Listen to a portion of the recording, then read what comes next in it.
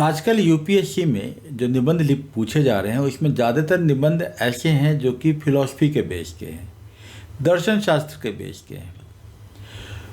तो ऐसे निबंध को हम कैसे टैकल कर सकते हैं? तो कुछ बेसिक एस्पेक्ट्स हमें फिलॉसफी के समझने पड़ेंगे। तो बेसिक एस्पेक्ट्स जो फिलॉसफी के हैं, जो हमारे जो बिल्कुल मूलभूत अवधारणाएं हैं फिलॉसफी के, उनको आइए हम थोड़ा बात समझ लेते हैं। पहला शब्द समझते हैं कि फिलॉसफी है क्या।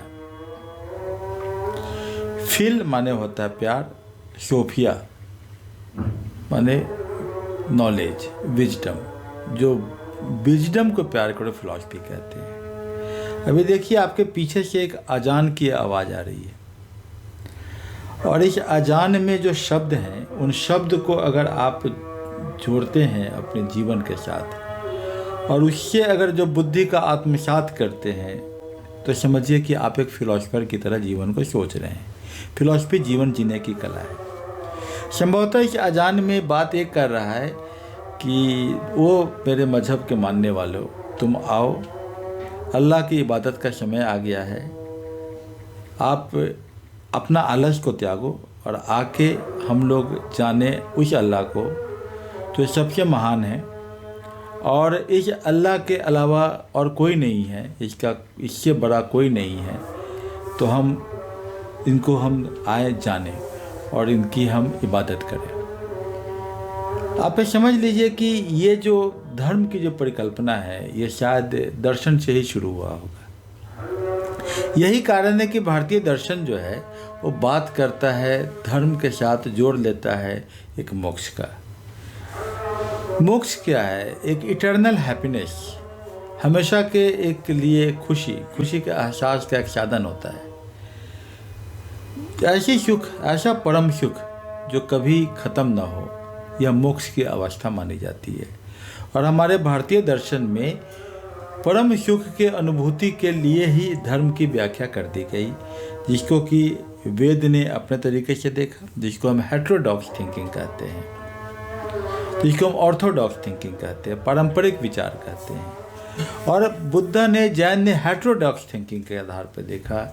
वेद को न मानते हुए उन्होंने अपने धम्म को प्रकृति के साथ जोड़ते हुए मोक्ष की परिकल्पना किया।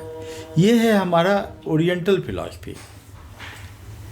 अब हम बात करेंगे ग्रीक फिलॉसफी क्या है या फिर वेस्टर्न फिलॉसफी क्या है। वेस्टर्न फिलॉसफी के 3 पार्ट होते हैं। एक पार्ट हम कहेंगे ग्रीक फिलॉसफी, दूसरा कहते हैं जिसको हम मानते हैं डियोंटोलॉजी। डियोंटोलॉजी माने धर्मशास्त्र। इमैनुअल कांट इसके बहुत प्रबल दावेदार होते हैं। और तीसरा होता है यूटिलिटेरियनिज्म, उपयोगितावाद, कि अंत में क्या हमें मिलने वाला है। तो फिलॉसफी का अभी तक हमने जो चर्चा किया उसका मतलब, फिलॉसफी मतलब यू लव विजडम, आप बुद्धि को प्यार करते हैं।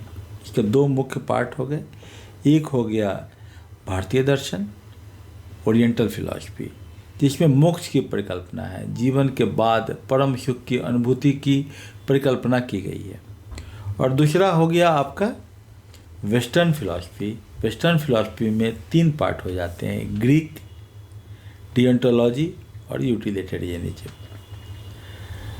हमें ये कहना है कि हम फिलॉसफी को हम इसलिए समझ रहे हैं ताकि हम किसी भी निबंध का एक फिलॉसफिकल एस्पेक्ट समझ पाएँ। जैसे ग्रीक फिलॉसफी का सबसे महत्वपूर्ण पार्ट होता है, इसको कहते हैं वर्च्यू। वर्च्यू माने उच्च नैतिकता। कोई एक व्यक्ति है बहुत वर्चुअस है, उच्च नैतिकता वाला, उसमें क्या होगा?